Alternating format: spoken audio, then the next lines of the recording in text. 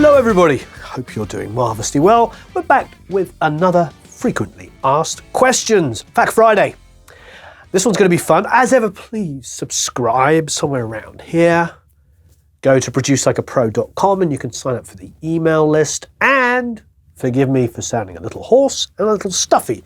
I have just had a rather fun week. On Sunday, I got on a plane with my wife and we flew Sunday evening and arrived on Monday late afternoon in England back home. So that was fun. We spent a couple of days in London. All day Tuesday, we were at Air Studios for the Universal Audio Apollo X launch. It was fan-bleeding-tastic. It was so good. What it was Two Door Cinema Club, the Irish band, Northern Irish band, Two Door Cinema Club, being produced by Jack Knife Lee. The one thing I particularly loved actually was an orchestra being recorded in the main room by a wonderful engineer called Olga Fitzroy. And I talked to her for a little bit and we listened to, she had a lot of accent mics going on over the orchestra, but she also had a decatry of 3 microphones, which sounded absolutely phenomenal. After everybody was like mulling out of the room, we soloed those 3 and listened. I could hear the ambience in the room and I couldn't figure out where it was coming from. Because everything was accent mic'd and pointed down. Well, she had this just in front of the conductor, maybe about that much in front of his head, more in the center of the room, and it was beautiful. It was an amazing sound.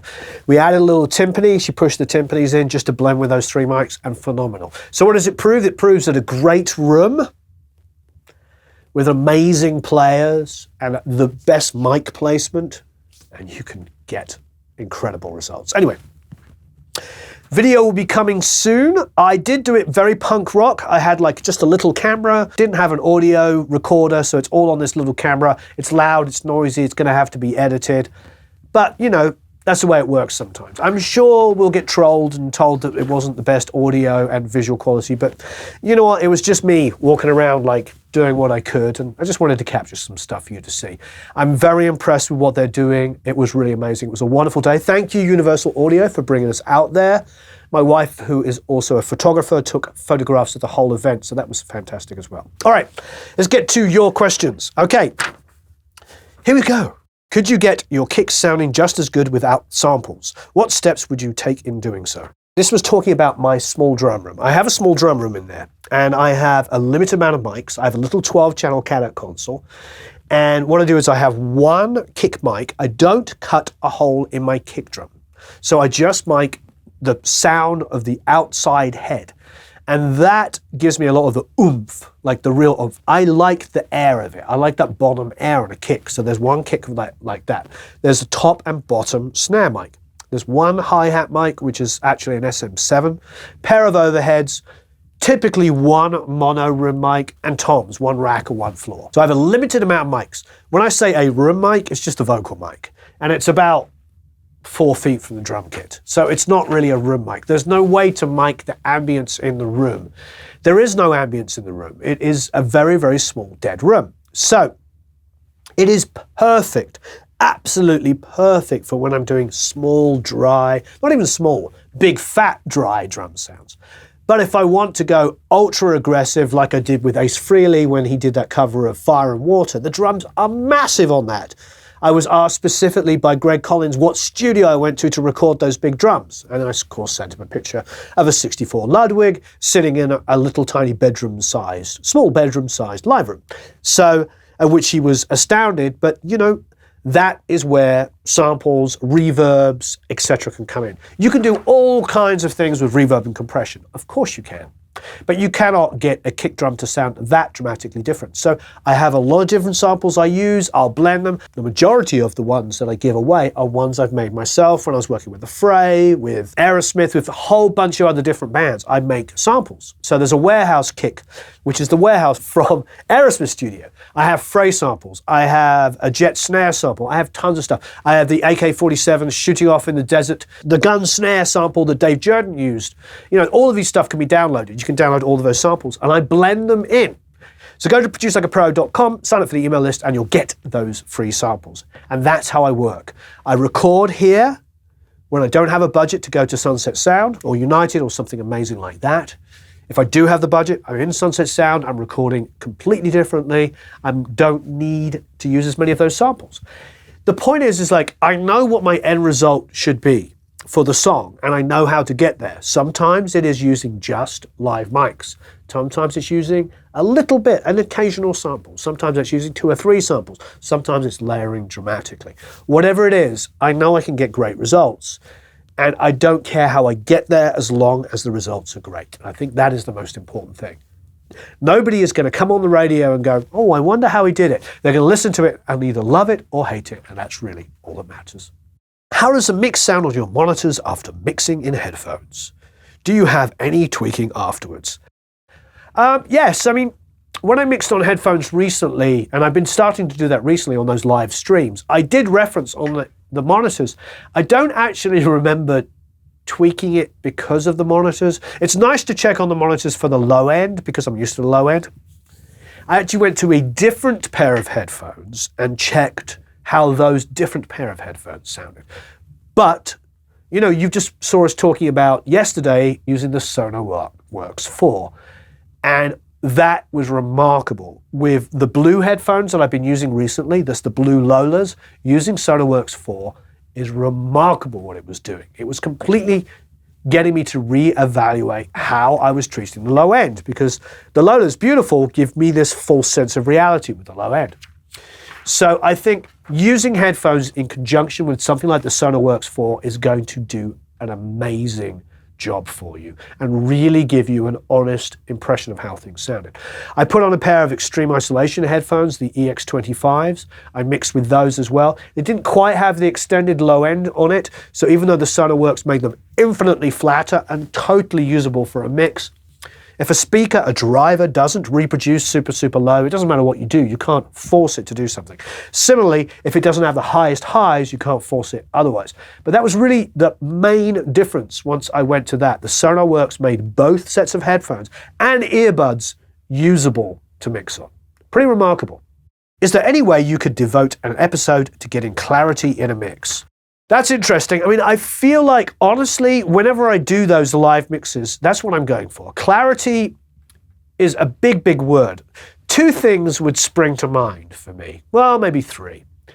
Starting from the top, working down. The first thing that comes to mind is detail in the mid-range. When you're talking about, especially high mids, the 2, 3, 4, 5, especially 3 to 5, once you're talking about that, you have to get sculpting a little bit. You have to, with electrics, especially classic rock electrics, I'll pull out some 2K. But I don't mind hearing that on a snare drum, and I don't mind hearing 2.5 on a kick. So it's nice to sculpt a bit of that out, pull some out of the guitars. Now, with metal guitars, they go higher. They'll go 10K and boost up there, 7, 8, 9, 10. They'll go super fizzy up there, whatever.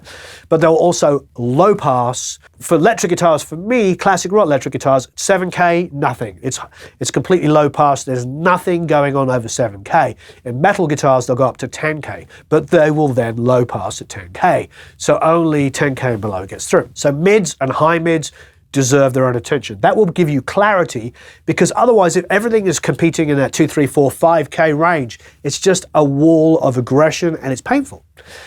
But I would say the number one offender when people talk about clarity is low mids. And for me, low mids is about 250 to around about 450. In your kick drum, in tom-toms, in some guitar sounds, you don't need, but especially in drums, you don't need a huge build-up of 350. It's ugly. Now, also in vocals, here I am with my stuffy nose after traveling 2 days out of 3, long flights. You can hear I'm a bit stuffy, a bit stuffed up. I'm okay, but, recirculated air, all that kind of stuff. If I was to sing now, it would sound like this. And that's 4, 450, 650, 7, 6, between 4 to 600 is a very ugly place as well. But that doesn't tend to get so much of the build-up. It's more like the 350 area that I'm pulling out of drums. But in vocals, you should pull that out. Not always, but that's where you're going to hear a lot of kind of build-up. That, to me, creates clarity, because that's areas that are being sucked out, and it seems to open up everything else. I like 200 on a vocal. So a little bit of on the bottom end of the vocal can be nice. It doesn't have to be super loud, but I don't pull it out entirely. There are some singers that have so much low end that I might high pass as high as 150 to 200. It happens all the time because they have so much low end down there that's muddying it up. But generally, low mids is where you get a lot of issues. Now, high passing, as we know, as all professionals will know and talk about all the time, people that actually mix for a living will tell you high passing is very, very important. We talk about it all the time. The reason for high passing is even if you can't hear it on your little speakers, you need to go down there because it's low end rumble that will mess with everything. As soon as you've got a big PA, your mix is playing through it. It's happened to me. It sounds like absolute poop if you haven't taken out the real low stuff in microphones that don't need it. So high pass where you don't need it in many, many things. But that clarity can be the kick, hitting, and the bass. Hearing those two things exist. It doesn't mean that you have to remove everything from 200 on every instrument. Of course you don't. That's not what you have to do. But sculpting down there and not getting a huge amount of crossover from like 40 to about 100, keep that clean down there. Choose what you're doing at between the 40 and 100. The bass should be really prominent at about 80, 100, 110. The kick should be really prominent in 40 to 60, maybe even as high as 70, so 40 to 70. That should be thumping kick. You can have stuff in there, but make sure it's sloped. It's just starting to high pass away. The most things that should be living down there are a defined kick and a rumbling bass. You get that clean, that will give you clarity in the mix. Clarity in the low end, clarity in the low mids, clarity in the high mids will really help you out. It's kind of a big question, but I try to do that in every mix, so stay tuned, watch all my mixing, and you'll see it happen.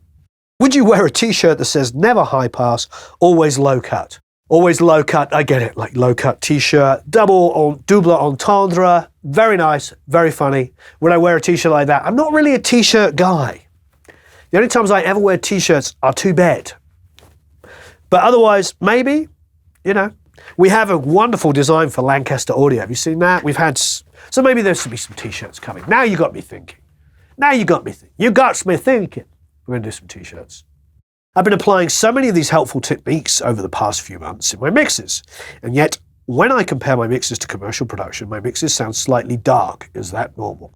See, typically, if you've been mixing loud for long periods of time, mixes tend to get bright. They tend to get very aggressive because your ears turn high mids in particular down really quickly. Your ears are very sensitive between 3 to 5K, a little bit of 2, but like 3 to 5K is really sensitive area. So what tends to happen if you're mixing for a long time is they get brighter, especially with headphones on, and before you know it, your mix isn't good. So I hear what you're saying, but that's interesting. That sounds like more of a product of your room and your environment and maybe your speakers. So I think we'd have to know a little bit more about your room and a bit more about your speakers. Because for me, if I'm thinking it in those terms, your mixes are dark. It means that maybe your speakers are overly bright and your room is overly bright, so you don't push it as hard. However, that's interesting. Are you mixing on headphones? Are you mixing on speakers? I think you need to go back and listen to in your environment. Then also, if you listen in your environment and you're playing, like with fresh ears, another mix, and that sounds really overly bright in your room, that will tell you. That's the best thing to do. Go find a record that you know, a song that you know and love, and play it in your room where you mix. And does it sound super bright and super aggressive and painful? If it does, it means it's a product of your room.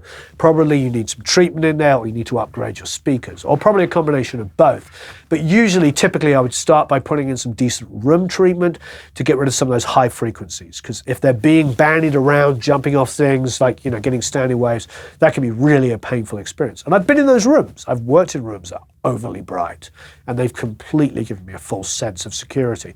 I've taken my mix out, gone and sat in a car, at a room. I won't say what room it is. It's quite a well-known room. And I could not believe that I was listening to the same mix in my car that I was listening to in the room. So I hear you. Totally understand. Do you always leave a stereo pair as a pair? Or will something go on that will make you decide to separate them? Also, what are the advantages/disadvantages of recording in stereo? I mean, yeah, if I'm recording a stereo pair, so it really depends on what you're considering a stereo pair. I hear what you're saying, because there's XYs like this. Then there's a stereo pair as in listening from two different directions. One over here on the left, one over here on the right. Pointed maybe towards the center of the drum kit to create some width. XY like this, creating a stereo image, picking up what's going on wide around the drum kit. Overheads, either an XY or separated as a stereo. I mean, I record deliberately, so if I'm recording in stereo, it's so I can hear it in stereo. Do I sometimes narrow them? Oh, absolutely. I do it all the time, especially with drum mics. Overheads don't need to be left-right. They don't need to be so wide that it sort of goes pss, pss, pss, pss. That will give me a full sense of security, but maybe 70 or 80.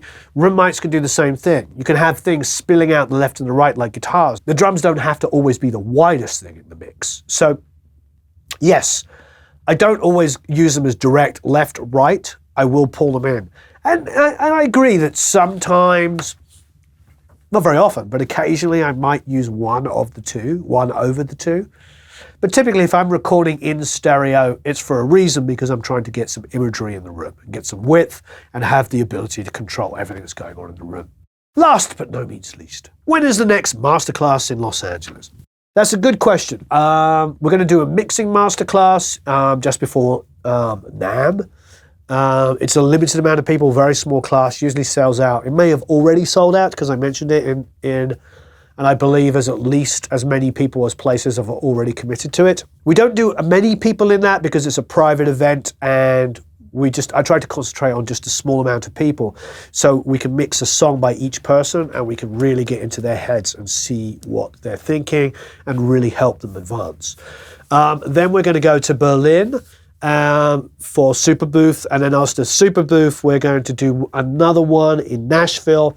And so the next huge masterclass, big one, will be next year, later next year, for a full-blown recording, mixing and everything. We're going to do a 5-day masterclass, but that will be in about a year's time. Next year, like I said, there'll be 4. So if you're an Academy member, you're going to know all about it. I've spoken to a lot of the lifetime members, and they've been giving us suggestions about what they want to see. So there'll be a whole plethora coming up. So it'd be really, really exciting. We always bring in a ton of special guests. We've had loads of incredible people come down and speak. It's really amazing. You'll learn a heck of a lot of stuff. It's going to be really exciting. Thank you ever so much. Have a marvelous time recording and mixing. Watch out for the video on Monday of the Apollo X. Thank you ever so much, Universal Audio, for flying us out. It was really amazing. Have a marvelous time recording and mixing, and I'll see you all again very soon.